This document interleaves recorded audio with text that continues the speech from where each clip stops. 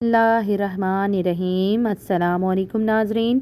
मेरे अब्बू फौत हुए 6 माह गुजर चुके थे। मेरी अम्मी जवानी में ही बेवा हो गई थी। जब अम्मी मुझे लेकर नानी अम्मा के घर जाने लगी तो चचा ने हमें रोक लिया था और अम्मी से कहा था कि आप मेरे मरहूम भाई की बीवी हैं, आपका ख्याल रखना मेरा फ़र्ज़ है। तब से चचा मेरी माँ को बहुत ख्याल रखते थे। वो अपनी बीवी से ज़्यादा मेरी अम्मी पर मेहरबान थे। यही वजह थी कि चाची मेरी माँ पर शक करती कि इनका मेरे चाचा से कोई चक्कर है, और फिर चची ने हमारी ज़िंदगी जहन्नुम बना दी थी। सारे घर के काम हम माँ बेटी से करवाती और चची हम दोनों को बातें भी सुनाती। चची कभी भी हमारे काम से मुतासिर नहीं हुई थी। इसने हमेशा ही कीड़े निकाले थे। कभी कहती कि ये ठीक नहीं किया तो कभी कहती कि वो काम बिगाड़ दिया है। ऐसे में मेरी ज़िंदगी अजाब बनकर रह गई थी। ऊपर से चच्ची की 2 बेटियां और एक बेटा भी हमारे लिए इम्तिहान बन गए थे। वो भी सारा दिन मुझे और अम्मी को कामों में मसरूफ़ रखते थे। इस घर में वाहिद हमारा एक सहारा था, वो चचा ही था। चचा मेरा और मेरी अम्मी का बहुत ख्याल रखते थे, मगर चच्ची से ये भी बर्दाश्त नहीं होता था। जब से अब्बू का इंतकाल हुआ था, चचा मेरे और अम्मी के लिए अलहदा से फ़्रूट लाते थे और अपने बच्चों के लिए अलग से लाते, मगर चच्ची हमसे वो फ़्रूट तक छीन लेकर जाती थी। वो कहती थी कि जब हमारा खाना पीना एक साथ है तो ये अलहदा अलहदा फ़्रूट लाने का रिवाज नहीं डालना चाहिए, और फिर हमें फलों के छिलके देखना ही नसीब होते थे। मैं मशीन लगाकर कपड़े धोने लगी थी। जब वापस आई तो अम्मी सहन साफ़ करके कमरे में जा चुकी थी। मैं इनकी टांगें दबाने लगी थी, तब चच्ची आ गई और कहने लगी कि कोमल फिर से लेट गई हो, किचन कौन देखेगा। मैंने तुमसे पहले भी कहा था कि आज बच्चों को कोरमा बिरयानी खाने को दिल कर रहा है और तुम इधर लेटी हुई हो। मेरी अम्मी की आंखों में आंसू आ गए थे। ये बेबसी की इंतहा थी। या अम्मी कहने लगी, फौजिया आज तबीयत ठीक नहीं है। चच्ची एकदम चीख पड़ी थी। वो कहने लगी, कोमल हर वक्त तुम बीमार रहती हो, मेरा तो जी करता है कि तुम दोनों माँ बेटी को हाथ से पकड़कर घर से निकाल दूँ, मगर मुझे इस बात का इल्म नहीं है कि तुमने मेरे शौहर पर क्या जादू कर रखा है जो तुम लोगों को वो इस घर से जाने नहीं देता। मेरे बस में हो तो मैं तुम दोनों को अपने घर में एक लम्हे के लिए भी बर्दाश्त ना करूं। अम्मी उठी और किचन में चली गई। मेरा दिल चाहता था कि मैं चच्ची से पूछूं कि आपके अंदर हसद का कब ख़त्म होगा। दरअसल जब मेरे अब्बू हयात थे तो वो अम्मी खूब कमाया करते थे। मेरे चचा से ज़्यादा मेरे अब्बू की आमदनी थी। हमने अच्छा खाया और अच्छा पहना था। ये सब देखकर चच्ची हसद का शिकार होती रहती थी। तब हमारी ज़िंदगी बहुत पुरसकून गुजर रही थी। ना जाने हमारी खुशियों को किसकी नज़र लग गई कि मेरे अब्बू का इंतकाल हो गया। अम्मी तो अब तक सदमे में थी। चची ने बड़ी होशियारी से अब्बू का बिज़नेस चचा के हवाले कर दिया था। जाहिर सी बात है कि मैं और अम्मी तो अपने हवास में ही नहीं थे। अब्बू का कारोबार डूबने वाला था, चचा ने तो इसे संभाल लिया था। अब चचा हर महीने सारी आमदनी लाकर मेरी अम्मी के हाथ पर रख दिया करते थे और कहते थे चचा को कि भाभी खासी तनख्वाह देने लगी थी। इसको जिस देखकर तो चच्ची का दिल जलकर रह गया था। चचा कि मेरा काम छोड़कर भी बस एक तनख्वाह संभाल मुलाजिम की तरह काम कर रहा है। चची ने चचा और अम्मी पर शक करना शुरू कर दिया था।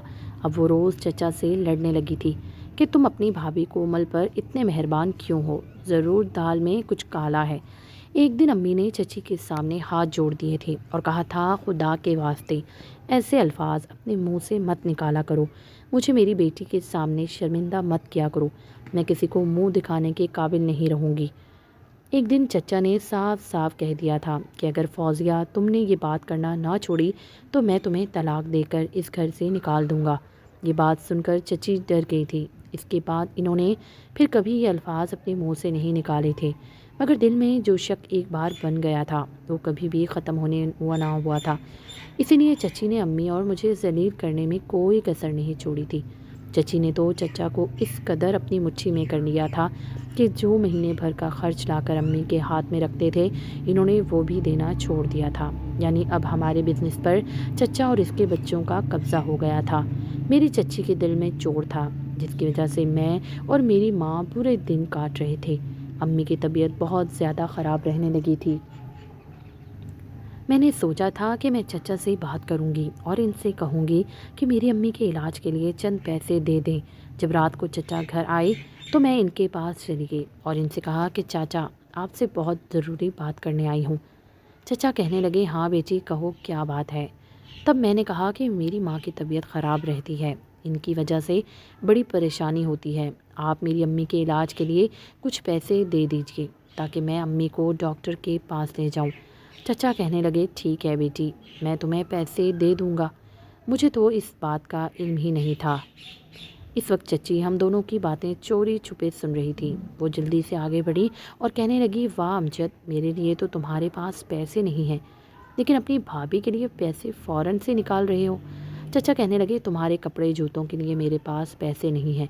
अगर तुम कभी बीमार पड़ी तो तुम्हें भी डॉक्टर के पास ले जाऊंगा। इतना पत्थर दिल नहीं हूँ।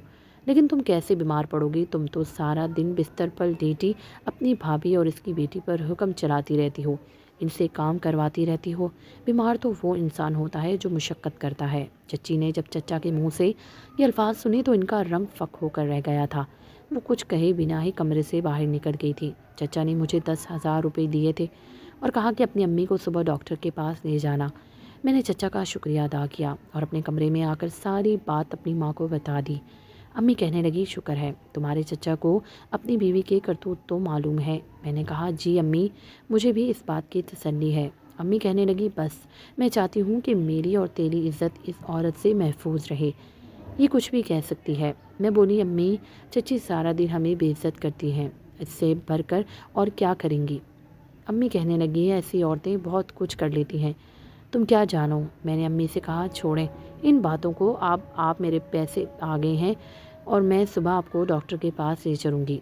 रात में और अम्मी बहुत सुकून से सोई थी, इस बात से बेखबर कि आने वाली सुबह हमारे लिए क्या लेकर आने वाली है। सुबह कुछ यूँ हुआ कि मेरी आँख किसी के दरवाज़े पीटने की आवाज़ सुनकर खुलती थी। मैंने जल्दी से उठकर दरवाज़ा खोला तो सामने चच्ची खड़ी थी। वो मुझे खूंखार नज़रों से देख रही थी। पीछे ही चचा भी चले आए थे। चच्ची कहने लगी, तुमने अपने चचा के पैसे चुराए हैं। मैंने नफ़ी में सर हिला दिया और बोली, नहीं चची, आप कैसी बातें कर रही हैं, मैंने तो ज़िंदगी में कभी भी चोरी नहीं की है। चचा ने खुद ही कल रात अम्मी के इलाज के लिए 10,000 रुपये दिए थे। चची कहने लगी, बस बस ज़्यादा बातें मत बनाओ, मुझे कमरे की तलाशी लेने दो। चचा भी पीछे खड़े से हमें देख रहे थे। चची ने हमारे कमरे की सारी चीज़ें उलट पुलट करना शुरू कर दी थी और जब इन्होंने हमारी अलमारी खोली तो सामने के मंजर देखकर मैं दंग रह गई थी। चची ने अलमारी में से अपने सोने के जेवर निकालकर हवा में लहराए थे। वो कहने लगी, कोमल, मेरे सोने के जेवर तुम्हारी अलमारी में क्या कर रही हैं? अम्मी तो ये सब देखकर घबरा गई थी। वो जल्दी से आगे बढ़ी और दोनों हाथ चची के सामने जोड़ दिए और कहने लगी, फौजिया, मुझे इल्म नहीं है कि ये कहाँ से आए हैं। चची कहने लगी, अगर तुमने नहीं रखे तो इसका यही मतलब है कि तुम्हारी बेटी ताहिरा जेवर लेकर आई है। अम्मी कहने लगी, ना तो मैं चोर हूँ और ना ही मेरी बेटी चोर है। चचा आगे बढ़े थे, इनके माथे पर शिकन थे। वो कहने लगे, अगर तुम दोनों माँ बेटी चोर नहीं हो तो मेरी बीवी के जेवर यहाँ क्या कर रहे हैं? चची ने अलमारी की फिर से तलाशी लेना शुरू कर दी और फिर चचा को वॉलेट निकाल कर हमें दिखाया था। वो कहने लगी, ये वही वॉलेट है जो मैं और मेरा शौहर सुबह से तलाश कर रहे हैं। मुझे 100% यकीन था कि जब रात को ताहिरा हमारे कमरे में आई थी तो यही लेकर गई होगी। मुझे तो पता है तुम दोनों माँ बेटी के हाथ में बड़ी सफाई है, इस तरह चोरी करती हो कि सामने वाले को पता ही तक नहीं चलता। मगर अमजद कहाँ मानने वाले थे। वो कहने लगे कि ना मेरी भाभी चोर है और ना ही मेरे भाई की बेटी चोर है। मैंने इससे कहा कि तुम मेरे साथ चलो और आकर तमाशा अपनी आंखों से देख लो। मुझे तो यही लगता है कि ये दोनों माँ बेटी हमारी चीज़ें लेकर यहाँ से फ़रार होने का मंसूबा बनाए बैठी हैं। चचा का चेहरा सुर्ख हो चुका था। वो कहने लगे, मुझे आप दोनों से इस चीज़ की उम्मीद नहीं थी। चची कहने लगी, मैंने अब मज़ीद इन दिनों दोनों चोरियों को अपने घर में नहीं रख सकती। चचा चुप रहे थे। चची कहने लगी, मैं अभी पुलिस को फ़ोन करती इनको हवालात में बंद करवाती हूँ। चचा कहने लगे, नहीं, ऐसा हरगिज़ मत करना, जैसी भी हैं ये दोनों मेरे भाई की निशानी है। चची के माथे पर बल पड़ गए थे। वो कहने लगी, अमजद, आज भी आप इन दोनों की ही तरफदारी करेंगे? चचा चुप रहे तो चची कहने लगी, अगर तुम चाहते हो कि मैं तुम्हारी भाभी और भाई की बेटी पर पुलिस के हवाले ना करूं तो इन्हें घर से निकाल दो। मैं अब इन दोनों के साथ نہیں رہ سکتی۔ چچا کا چہرہ اتر گیا تھا۔ وہ آگے بڑھے اور امی سے کہنے لگے، بھابھی اب بات چوری تک آ گئی ہے۔ اگر آپ نے اور طاہرہ نے اس حرکت کی نہ کی تو فوزیہ کی کبھی مجال نہ ہوتی کہ آپ کو اس گھر سے نکال جانے کا کہتی۔ غلطی اب آپ کی اور آپ کی بیٹی کی ہے۔ میں فوزیہ کو منع نہیں کر سکتا۔ ہماری بہتری اسی میں ہے کہ آپ اس گھر سے چلی جائیں تاکہ میری بیوی آپ کو پولیس کے حوالے نہ کرے۔ تب میری امی آگے بڑھی تھی۔ وہ آج زندگی میں پہلی بار چچا کے سامنے بول رہی تھی۔ وہ کہنے لگی، امجد، جس گھر میں تم رہ رہے ہو نا، یہ میرے شوہر نے بنایا تھا۔ احسان فراموشی کی بھی کوئی حد ہوتی ہے، مگر تم تو حد پار کر چکے ہو۔ تم نے میرے شوہر کے گھر پر قبضہ کیا۔ میں چپ رہی۔ تم نے میرے شوہر کا سارا بزنس اپنے قبضے میں کر لیا۔ میں تب بھی چپ رہی۔ تمہاری بیوی نے مجھ پر اور میری بیٹی سے ملازموں کی طرح کا رویہ رکھا، ہم سے پورے گھر کے کام کروائے۔ میں نے پھر بھی کچھ نہیں کہا، لیکن اب بس بہت ہو گیا، اور اگر اس گھر سے کوئی جائے گا تو وہ میں اور میری بیٹی نہیں، بلکہ تم اور تمہاری بیوی اور تمہارے بچے جائیں گے۔ میرے گھر سے نکل جاؤ۔ میری امی کی آواز بہت گرجدار تھی، مگر چچا کہنے لگے، بھابھی آپ کس خوش فہمی میں رہ رہی ہیں؟ اگر میں نے آپ کے شوہر کا بزنس نہ سنبھالا ہوتا تو کیا وہ اس مقام پر ہوتا؟ بلکہ وہ کب کا ڈوب گیا ہوتا، اور یہ آپ کا گھر بیچنے پر مجبور ہو جاتی۔ آپ کے پاس چھت بھی نہ رہتی۔ آپ دونوں ماں بیٹی پہلے بھی چوری کرتی رہی ہیں۔ ہمارا بہت سا پیسہ غائب ہے، یقیناً وہ آپ نے ہی چوری کیا ہوگا۔ یہ باتیں سن کر چچی آگے بڑھی اور انہوں نے پولیس کا نمبر ملا لیا تھا۔ وہ کہنے لگی کہ آپ ہمارے گھر آ جائیں، مگر ہمارے گھر میں چور ہیں۔ چاچا کہنے لگے، بھابھی آپ تو اپنی زندگی گزار چکی ہیں، اب اپنی بیٹی کا ہی کچھ سوچیں۔ بہتری اسی میں ہے کہ آپ یہ گھر چھوڑ کر چلی جائیں۔ آپ کو نہیں پتہ کہ تھانوں میں کیا کچھ ہوتا ہے۔ چچا نے امی کو اس قدر ڈرایا تھا کہ وہ اپنے اور میرے 2 جوڑے بیگ میں رکھ کر مجھے اپنے ساتھ لے کر روانہ ہو گئی تھی۔ میں اور امی بے بسی کی انتہا پر پہنچ گئی تھی۔ دل تھا کہ غم سے پھٹا جا رہا تھا۔ دکھ اس بات کا تھا نہیں تھا کہ ہمارے حق میں محروم کیا جا رہا ہے، کیونکہ جب سے ابا مرے تھے ہمیں کبھی ہمارا حق ملا ہی نہیں تھا۔ اب تو اصل پریشانی اس بات کی تھی کہ ہمارے پاس رہنے کے لیے کوئی ٹھکانہ ہی نہیں تھا۔ امی کہنے لگی، طاہرہ اب ہم کہاں جائیں گے؟ جب سے ابو ہماری زندگی سے گئے تھے، چچی نے ہمیں کسی سے ملنے جلنے نہیں دیا تھا اور نہ ہی کسی سے رابطہ رکھنے دیا تھا۔ اگر امی کی کوئی دوست ہوتی تو ہم اس کے گھر چلے جاتے۔ یوں ہی چلتے چلتے رات ہو گئی تھی۔ ہم اپنے شہر سے دور آ گئے تھے، مگر کوئی بھی ٹھکانہ ہمیں نہیں ملا تھا۔ میں بھی خاموش تھی اور امی بھی خاموش تھی۔ پھر رات ہو گئی۔ مرد ہم تنہا عورتوں کو عجیب نظروں سے دیکھنے لگے تھے۔ تب امی کہنے لگی، طاہرہ ہم کیا کریں؟ میرے پاس کوئی جواب نہیں تھا۔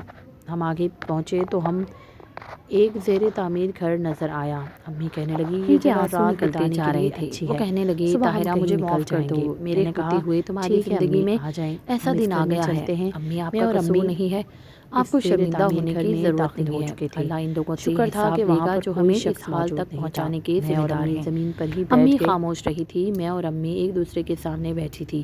خوف کے مارے نہ تو مجھے نیند آ رہی تھی اور نہ ہی امی کو۔ میں نے محسوس کیا کہ امی کچھ بے چین سی ہیں۔ وہ اٹھ کر کھڑی ہو جاتی تھی، کبھی بیٹھ جاتی۔ میں آگے بڑھی اور بولی، کیا بات ہے امی، تھک گئی ہیں کیا؟ امی نے نفی میں سر ہلایا تھا، اور تب میں نے محسوس کیا کہ امی کا پورا وجود پسینے سے شرابور تھا۔ ان کے چہرے کی رنگت درد پڑ چکی تھی اور پھر وہ دیکھتے ہی دیکھتے وہ بے ہوش ہو گئی تھی۔ میں بولی، امی کیا ہو گیا آپ کو؟ آنکھیں کھولیں، مگر امی نے کوئی جواب نہ دیا۔ وہ بے سود زمین پر گر گئی تھی۔ میرا دل دھک سے رہ گیا تھا۔ میں نے جلدی سے امی کی نبض کو ٹٹولا تھا، وہ ابھی چل رہی تھی۔ مجھے معلوم تھا کہ میری امی دل کی مریضہ ہے اور ڈاکٹر نے ایسے حالات میں امی کو زبان کے نیچے رکھنے والی گولی کا کہا تھا۔ میرے پاس اس وقت وہ گولی موجود نہیں تھی۔ میں نے امی کو وہیں پر لٹایا اور خود بھاگتے ہوئے باہر نکل گئی تھی۔ میں جلد از جلد قریبی فارمیسی پہنچنا چاہتی تھی تاکہ وہاں سے امی کے لیے گولی لے کر آؤں۔ میرے پاس پیسے نہیں تھے، مگر مجھے یقین تھا کہ ایسے حالات میں اللہ میری مدد کرے گا۔ میں بھاگتی جا رہی تھی اور پھر میں نے محسوس کیا کہ میرے پیچھے 2 آوارہ لڑکے لگ چکے ہیں۔ میرا دل بہت تیزی سے دھڑکنے لگا تھا۔ وہ کہنے لگے کہ تم یہاں سے بھاگ کر کہاں جا رہی ہو؟ تمہارے پاس فرار ہونے کی کوئی بھی راہ نہیں ہے۔ ایسا کرو کہ رک جاؤ، ہمیں مت تھکاؤ۔